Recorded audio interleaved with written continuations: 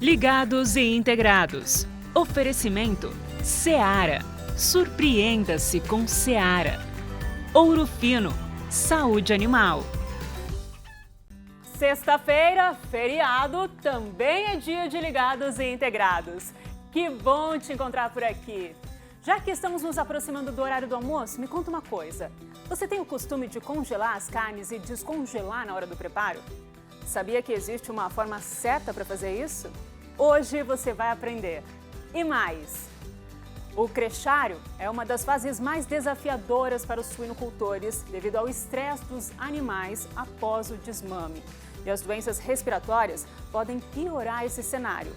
O que fazer e quais os cuidados tomar para evitar essas patologias? Uma produtora lá de Santa Catarina assumiu a granja da família e aumentou os negócios. Você vai conhecer a história da Viviane Husinger e sua unidade produtora de desmamados. Está no ar o Ligados e Integrados.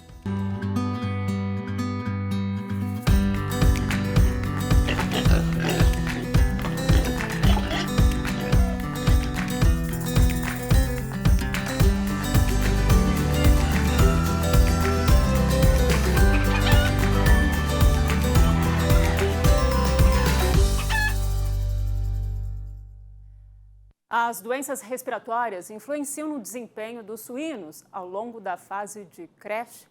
É a pergunta que vamos responder no quadro Ouro Fino na Granja.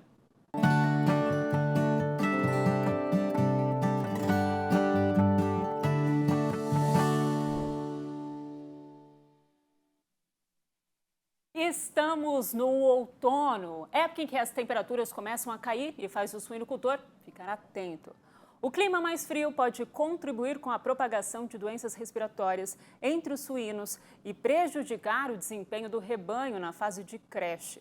O acúmulo de gases e poeiras dentro da granja é uma das causas das enfermidades que afetam o sistema respiratório dos animais. Vamos entender mais dos impactos das doenças respiratórias no desempenho dos suínos na fase de creche, conversando com a médica veterinária Valesca Filipim, que já está aqui com a gente. Bom dia, Valesca, tudo bem com você? Bom dia, Dani, tudo bem? Bom dia a todos que nos assistem também. É um prazer te receber mais uma vez aqui no nosso programa, viu, Valesca? Valesca, quais são as doenças respiratórias que afetam os suínos mais comuns nessa fase de creche? Então, Dani, na fase de creche, um dos grandes desafios que nós temos hoje é a influenza, que é um agente viral, né? E tem dado bastante dor de cabeça aí na nossa produção, já está disseminada em todas as fases, mas na fase de creche o leitão sofre bastante, justamente por ser uma doença que causa uma imunossupressão, né? E tu tendo alguns outros agentes dentro do sistema, abre portas para que esses entrem e causam mais problemas ainda nos leitões, tipo uma glacerela, uma salmonela. Então, nós temos alguns agentes importantes, né? Incluindo também o micoplasma, né? Tá certo. Valesca, como eu disse no início, a fase de creche já é uma fase desafiadora, né? Por conta do estresse dos suínos após o desmame. No caso dos animais serem afetados por alguma doença respiratória, como isso pode aumentar esse estresse do suíno? Como tu disseste, né, Daniel, é o maior desafio ali nessa fase, o alojamento, né, a mudança toda de ambiente que esses animais têm. E ele adoecendo nesse exato momento, o maior impacto fica sendo esse retardo de adaptação desse animal nessa fase. Porque ele está conhecendo coxo, ele está conhecendo o bebedouro, ele está mudando a forma de alimentação dele, ele está num grupo maior, né? Então, quando ele acaba adoecendo por um desafio respiratório nesse momento, acaba retardando essa adaptação que é tão importante para a fase, né? Esses primeiros dias, esse início da fase de creche, né? E não é difícil de acontecer, de tu ter os animais acometidos por problema respiratório já no início mesmo, muitas vezes eles vêm com esse desafio devido ao estresse, né, ao manejo em si, as mudanças, ele acaba desenvolvendo a doença, né, não dando conta de se defender. E porque tu tem uma mistura de grupos, né? Às vezes tu tem animais que têm uma enfermidade que acaba se alojando no mesmo sistema com animais que têm outras enfermidades, né? Então, acaba mesmo desenvolvendo o desafio respiratório. Então, são doenças comuns, as doenças respiratórias, Sim, nessa fase. sim. Tá É certo. comum, tanto que o trabalho começa lá na imunização, né? A maioria da imunização feita nos leitões já é frente a desafios respiratórios ou sistêmicos, pensando até mesmo na fase já de creche. Você comentou sobre a alimentação, eu queria saber de você em que aspectos as doenças respiratórias afetam o ganho de peso e a conversão alimentar dos animais nessa fase de creche. A gente tem que ter bem claro que, a partir do momento que o que o animal se alimenta, né, o que está indicado para que ele se alimente naquele momento ali, é o básico para ele se manter, né, para mantência dele e para ele desenvolver. Quando eu tenho um desafio respiratório, principalmente, às vezes dependendo se é um caso clínico mais severo que vai gerar febre nesse animal, ele já não vai se alimentar. Então a gente tem que ter claro assim, o animal que está doente pelo desafio respiratório, que está com febre, ele já não se alimentando, automaticamente ele já não tem o ganho do dia e ele vai ter que tirar das reservas para se defender, né? Assim, já impactando no desenvolvimento, no ganho de peso deles. E quando a gente tem uma situação subclínica, às vezes do lote apresentando um desafio respiratório, às vezes o animal até se alimenta, mas aquela energia que ele teria que colocar para se desenvolver, para crescer, ele acaba gastando para se defender frente ao agente respiratório, né? O sistema de defesa dele aí acaba consumindo muito mais dessa energia, desse alimento que iria para desempenho, né? E automaticamente tu acaba perdendo em conversão também, né? É um desafio que começa já ali na creche, né? Ah, Sim.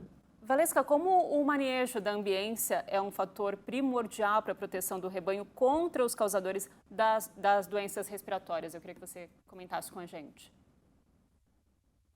Os manejos em si de ambiência, eu digo que na fase de creche, eles são extremamente importantes para a sanidade do lote, né? E dentro da ambiência, um ponto importante, né, para desafios respiratórios fica sendo a ventilação. Tu ter uma troca de ar adequada dentro dessa instalação é extremamente importante, porque tu tem partículas, né, que ficam suspensas no ar. Muitas vezes essas partículas podem ser agentes, né, infecciosos, e que se tu não tem uma renovação de ar dentro da tua instalação, tu continua perpetuando essa infecção entre os animais, né? Então, é extremamente importante ter essa troca de ventilação, porque quando a gente vê um desafio respiratório, muitas vezes o animal faz o quê? Ele espirra ou ele tosse, é um mecanismo de defesa, de certa forma, e cada momento que ele faz isso, ele acaba jogando para o ambiente o que ele está tendo de problema, né? E acaba infectando os demais animais próximos. Por isso, essa importância dessa troca de ventilação dentro da instalação, né?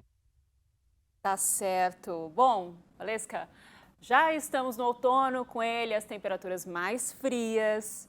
Que cuidados o suinocultor deve ter para evitar as doenças respiratórias? Quais são as dicas, Valesca? Nessa época, né, aqui na região, a gente sofre bastante, né? É um desafio muito grande para a fase de creche. Então, hoje tu tem mecanismos que tu consegue controlar essa ambiência, seja desde um barracão, de uma instalação totalmente climatizada, né? Como uma instalação, às vezes, que não tem todos os equipamentos de climatização, mas tu consegue, com alguns manejos, manter uma ambiência correta. O importante nesse momento é que tu tem que colocar um ar quente para dentro da instalação, né? Ou manter aquela instalação uma temperatura adequada, porque muitas vezes no externo tu está com uma temperatura negativa, mas esses animais jamais podem estar sentindo frio dentro da instalação, né? Então hoje tu trabalha com fornalhas, com formas de aquecimento dentro do barracão que são extremamente importantes e básicas para os manejos, né? De inverno. E também um manejo para tu manter, né, essa. Aí pode perguntar assim, mas como é que eu faço ventilação e consigo manter a temperatura, né? Então, tu tem que ter todo um controle de temperatura com a ventilação, com a umidade, né? Todos extremamente interligados. Então, um manejo de cortinas, dependendo conforme tu faz, consegue controlar, fazer adequadamente, né? Ter essa troca de ar, mantendo a temperatura dentro da instalação. E se tratando de época fria, tem o mecanismo de tu fazer um microambiente para esses animais, principalmente as baias menores, que necessitam mesmo desse microambiente mais aquecido. Então, às vezes, é uma sobrelona numa parte da baia, com uma campânula, com algo que aqueça, né, que torne aquele ambiente quente para aqueles animais, porque tu precisa disso nesses momentos, nesses dias frios, né? Então, o produtor tem que estar atento à temperatura do ambiente para o animal estar aquecido. Sim, tem.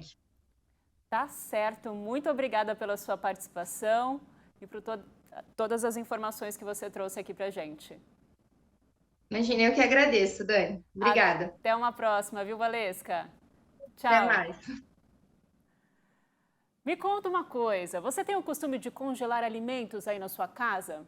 Como as proteínas são congeladas por aí?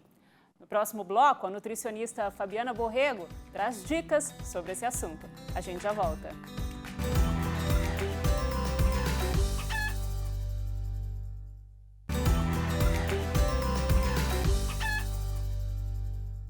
Estamos de volta e me conta uma coisa. O que você quer ver no Ligados e Integrados? Quais são as suas dúvidas?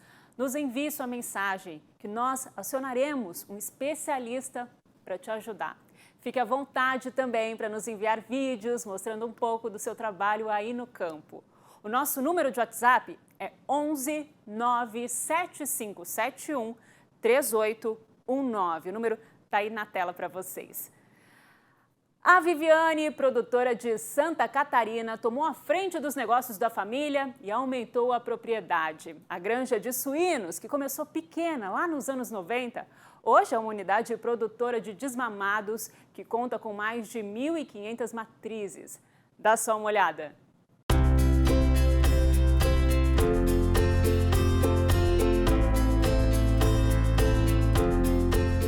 Meu nome é Viviane Usinger. Eu sou de Arabutã, Santa Catarina. A Viviane é uma suinocultora que traz na sua essência a vontade de empreender e produzir. Eu saí 3 anos para estudar fora, né? Aí eu fiz magistério. Aí depois disso, quando me formei, eu voltei para ajudar meu pai e minha mãe na granja.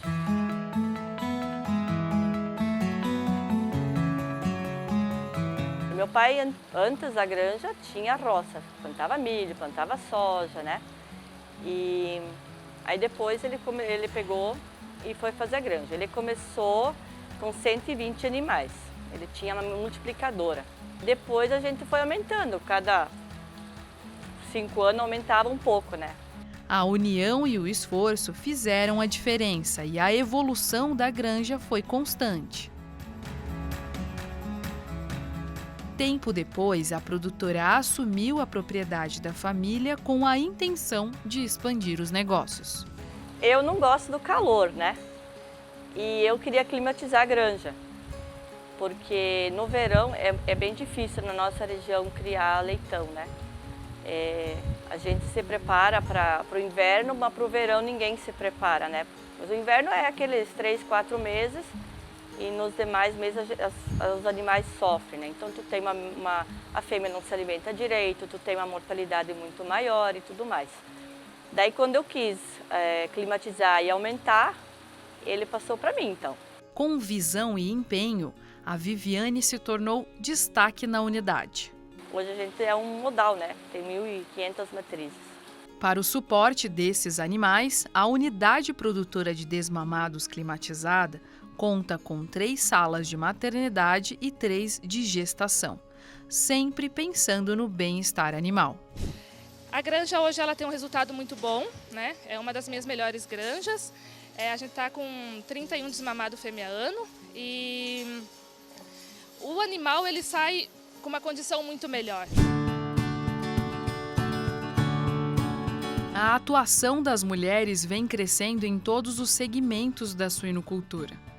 Para a Viviane, já são mais de 20 anos de dedicação. E a prova de quando se ama o que faz, o resultado positivo é inevitável. Eu gosto de fazer o que eu faço. Eu não sei lidar muito bem com as pessoas, então com os animais eu me identifico mais. Sim, vale a pena sim.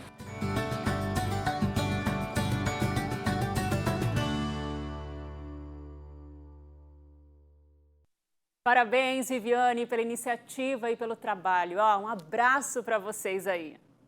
Bom, gente, congelar alimentos, principalmente proteína, é um hábito adotado por muitos pela praticidade. Mas você sabia que tem um jeito certo para fazer isso, para preservar a qualidade da carne e evitar riscos de contaminações? Confira as dicas da nutricionista Fabiana Borrego. Posso congelar a carne temperada? Congelar e descongelar a carne crua mais de uma vez. Estraga. A carne, quando congelada, perde os nutrientes? Armazenar uma proteína nem sempre é uma tarefa fácil. Você sabe as melhores práticas para manter o alimento seguro em casa? A nutricionista Fabiana Borrego nos conta. É uma ótima opção, sim, para a gente aumentar essa validade. Então, se eu comprei uma quantidade grande de carne, o interessante é sempre porcionar ela em porções assim que eu vá retirar só aquela quantidade para fazer o consumo, para preparar, coisas desse tipo, né? Porque quando a gente congela um alimento e descongela, a gente não pode congelar ele novamente. Essa é uma dúvida muito comum. E a Fabiana explica por que não podemos repetir esse processo. Primeiro porque ele vai perdendo as características sensoriais, né? Então, cor, odor, sabor, principalmente a textura das carnes. Então, com esse processo de congela, descongela, congela, descongela, a gente fica muita quantidade de água, né? Então, se a gente não congela corretamente os alimentos, esses alimentos podem ter muitos cristais de gelo.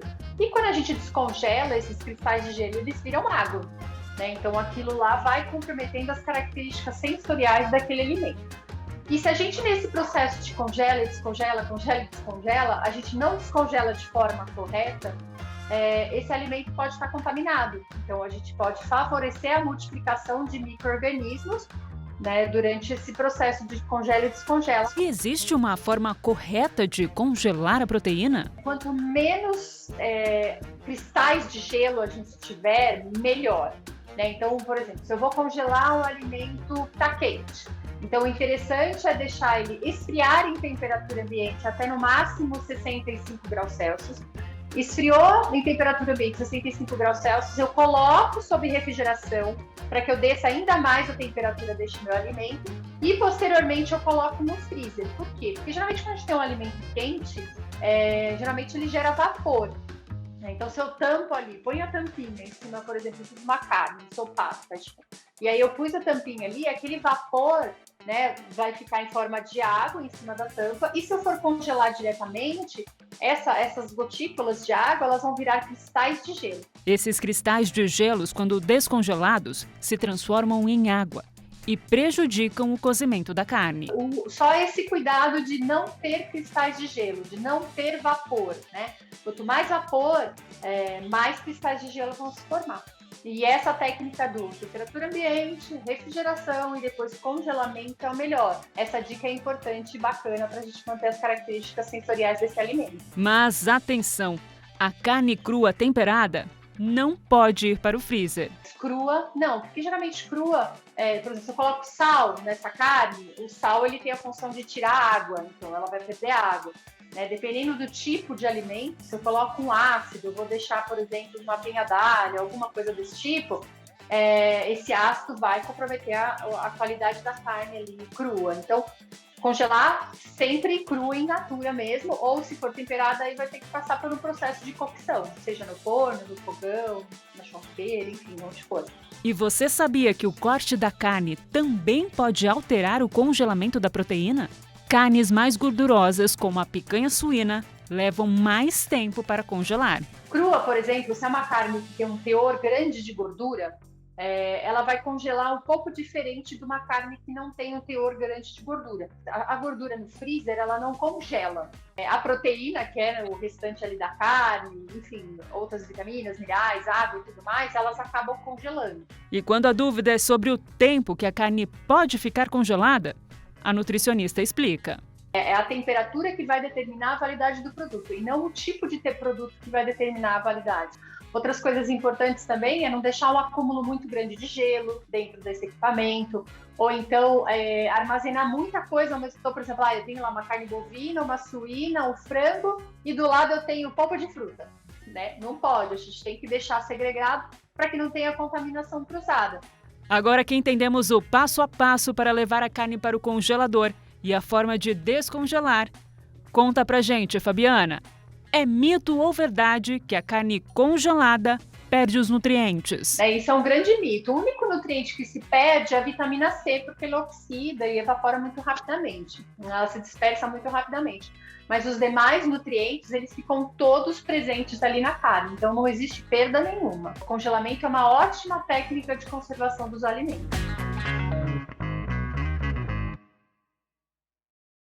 E não deixe de se inscrever no canal do YouTube do Ligados e Integrados. Para nos encontrar, é só digitar no navegador do seu computador ou do seu celular, youtube.com/Ligados Integrados.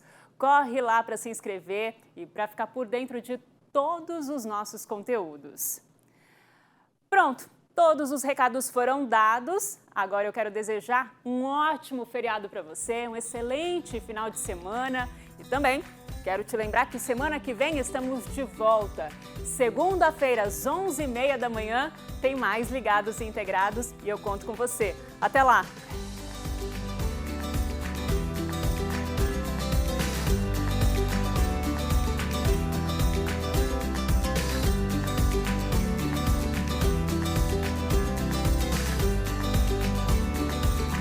Ligados e Integrados. Oferecimento Seara.